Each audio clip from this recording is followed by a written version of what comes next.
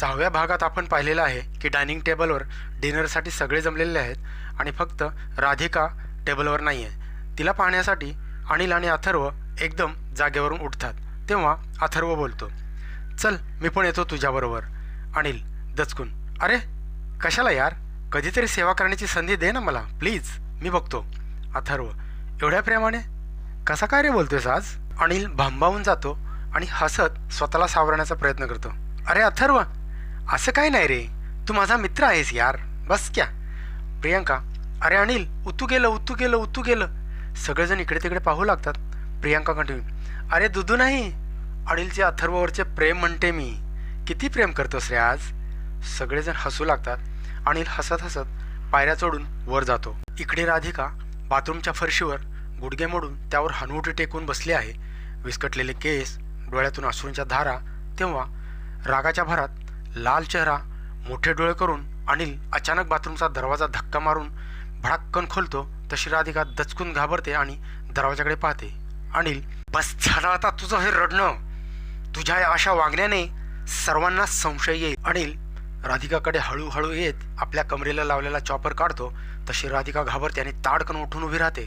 Anil continue, आणि जर का कोणाला माहीत पडलं तर इथून कोणीही जिवंत परत मुंबईला जाणार नाही. आणि तुला तर माहीतच आहे की अनिल जे बोलतो ते राधिकाला पायाच्या नखापासून ते डोक्याच्या केसापर्यंत निरखून झाल्यावर ते मी करूनच दाखवतो, समजलं? अनिलचं बोलणे ऐकून राधिका रागाने लालबुंद होऊन विस्कटलेले केस, अंगाभोवती मात्र एक टॉवल, डोळ्यातून अश्रू बोलते, तुझ्यासारखा पिसळलेला कुत्रा. कॅमेरा गोल गोल फिरू लागतो. आणखी काय करू शकतो? पण एक लक्षात ठेव कुत्र्या, पिसाळलेल्या कुत्र्याचा शेवट हा ठरलेलाच असतो. भरगाव वाहनाखाली चिरडून, नाहीतर कुठल्या गटारात दगडाने ठेचून. अनिल पुन्हा राधिकाकडे वळतो. राधिका चॉपर पाहून पुन्हा घाबरते. Anil, very interesting. तू काहीही म्हणालीस तर मला आता काहीच फरक पडत नाही. हां, या प्रकाराबद्दल जर कोणाला बोलशील तर मात्र फरकच नाही तर परिणामही भोगावे लागतील. मी खाली चाललो आहे. सर्वजण तुझी जेवत्या ताटावर वाट बघत आहेत. फक्त 2च मिनिटात तयार होऊन खाली ये. आणि जर का तू 2 मिनिटात खाली नाही आलीस तर मला पुन्हा वर यावे लागेल. राधिकाला एका झटक्यात आपल्याकडे खेचतो आणि चॉपर तिच्या गालावरून गळ्याकडे फिरवत बोलतो. तेव्हा राधिका अनिलचे लाल डोळे पाहून पाणी पाणी होते. अनिल कंटिन्यू, आणि मी जर का वर आलो तर पहिला मर्डर तुझा करेन. राधिकाला भिंतीवरती ढकलून देतो आणि खिशातून आपले लॉकेट काढून गळ्यात घालतो. तडतड तडतड पायऱ्या उतरून खाली निघून जातो. राधिका रडू लागते. अनिल उतरत्या पायऱ्या उतरून येऊन आपल्या जागेवर बसत बसत सर्वांवरून एक सरसरी नजर मारून स्माईल देत बोलतो, सॉरी यार, थोडा उशीरच झाला. हे लॉकेट सापडत नव्हते ना. अथर्व, अरे लॉकेटचं काय सांगतोयस? राधिका कुठे आहे? अनिल, राधिका येईल ना, ती चेंज करून येते म्हणाली. मी आवाज दिला होता तिला. तेवढ्यात राधिका तयार होऊन नर्वस चेहऱ्याने पायऱ्या उतरू लागते. अथर्व खुश होऊन लागतो. अथर्व, आली राधिका, चला लवकर, चल लवकर ये, किती वेळ? राधिका जागेवर बसते. वैष्णवी पहिला घास घेऊन. Vaishnavi, wow, very delicious food. Anil ही एक घास घेऊन राधिकाला पाहतो आणि राधिका रागाने अनिलला पाहते. अनिल राधिकाला पाहून, व्हेरी इंटरेस्टिंग. खरोखरच खूप चविष्ट आहे जेवण. आत्तापर्यंत खूप जेवण जेवलो, पण मध्येच राधिकाला खालून ते वरपर्यंत पाहून झाल्यावर एवढा चांगला स्वाद कधीच चाकायला सुद्धा मिळाला नव्हता. राधिका आपल्या रागावर नियंत्रण करत आपली नजर अथर्वकडे वळवते. सर्वजण जेवायला लागतात, पण राधिकाला मात्र घास जात नाही. अथर्व, राधिका का बसली आहेस? जेव ना. प्रियांका, आता तूच भरव तिला, त्याशिवाय ती खाणार नाही वाटतं. आता मात्र राधिकाला हुंदका आवरत नाही आणि ती रडू लागते. सर्वांचे लक्ष राधिकावर जाते. अथर्व, राधिका काय झालं, का रडतेस? प्रियांका बोलते, अगं मी मस्करी केली, आवडली नाही का? सॉरी. प्रियांका उठून राधिकाकडे येते. तिच्या खांद्यावर हात ठेवून बोलते. प्रियांका कंटिन्यू, सॉरी यार, मी असंच म्हणाले. राधिकाचा चेहरा रागाने लाल होतो आणि आता काही बोलणार तेवढ्यात अनिल तिला कमरेचा चॉपर थोडा बाहेर काढून दाखवत तिला मानेने काही सांगू नको असा इशारा करतो. आणि पुन्हा तो चॉपर आतमध्ये सरकून ठेवतो. पण राधिकाला कंट्रोल काय होत नाही आणि ताडकन उठून अनिलकडे बोट दाखवून रडत रडत सर्व काही सांगू लागते.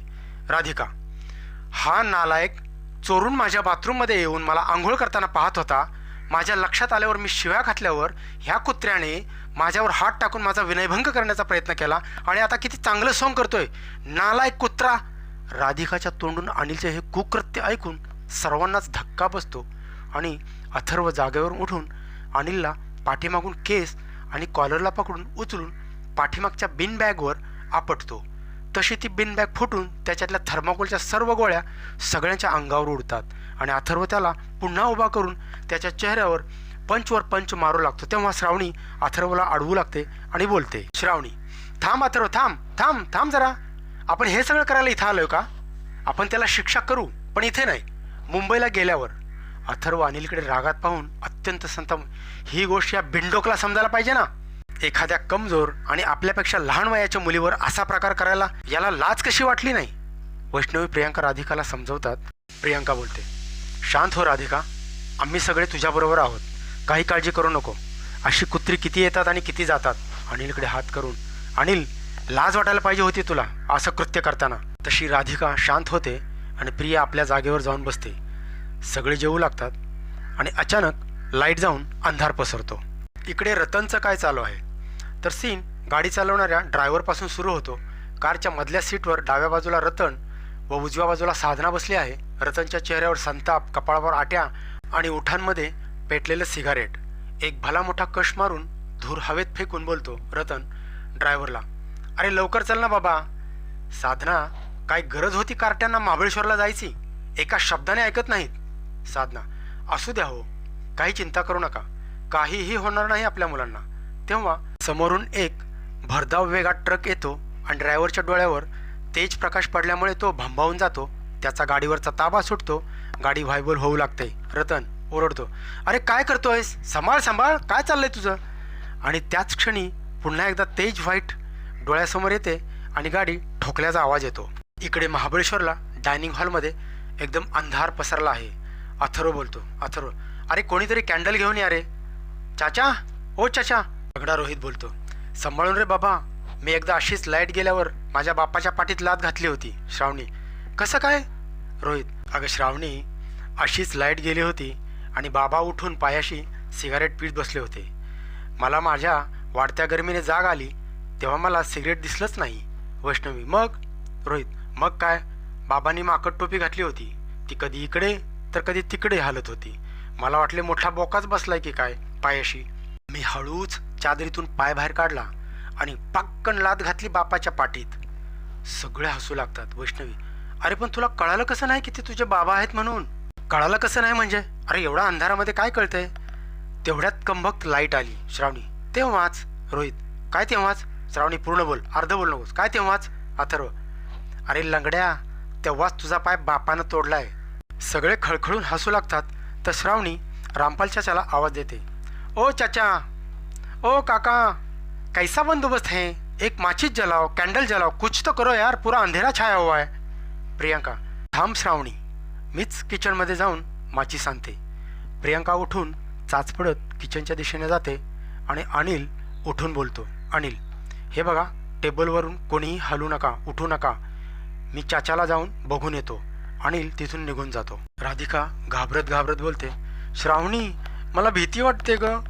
श्रावणी, राधिका, कशाला घाबरतेस? मी आहे, आपण सगळे आहोत ना. तेव्हा किचनमधून भांडी पडल्याचा आणि नंतर कोणीतरी जमिनीवर पडल्याचा आवाज येतो. सगळेजण किचनच्या दिशेने पाहू लागतात. तर अथर्व प्रियांकाला आवाज देतो. प्रियांका. नंतर श्रावणी आवाज देते. प्रिया. नंतर राहुल होतं. ए अनिल, अरे कुठे आहेस? राधिका रडायला लागते. काहीच प्रत्युत्तर मिळत नाही पाहून सगळे एकसाथ जागेवरून उठून किचनच्या दिशेने धाव घेतात. इकडे रस्त्यावर रतन बरोबर काय सुरू आहे? रतनची कार रोडवरून खाली घसरून छोट्याशा नाल्यात जाऊन बंद पडली आहे आणि रतन ड्रायव्हरवर भडकले आहेत. रतन, अरे काय करतोयस? कशी गाडी चालवतोयस? आत्ता काय बरं वाईट झालं असतं तर? ड्रायव्हर, माफ करा साहेब, अचानक डोळ्यासमोर वीज पडल्यासारखं झालं आणि काही समजलंच नाही मला. रतन, माफ करा म्हणे. साधना, अरे अगदी मरता मरता वाचलो आपण, कळतंय का तुला? रतन, साधना, आजची रात्र कोणती रात्र आहे माहीत आहे तुला? साधना रतनकडे प्रश्नार्थक नजरेने पाहते तेव्हा रतन कंटिन्यू. रतन, विसरलीस? अगं साधना, 15 ऑगस्टची रात्र आहे आज. साधना शून्यात हरवून 20 वर्ष पाठीमागे जाते. फ्लॅशबॅक सीन रतनच्या आलिशान बेडरूममध्ये बेडवर झोपलेल्या 3 लहान मुलींपासून सुरू होतो. पहिली श्रावणी, वय 9, दुसरी वैष्णवी, वय 7 आणि तिसरी प्रियांका, वय 5 वर्ष.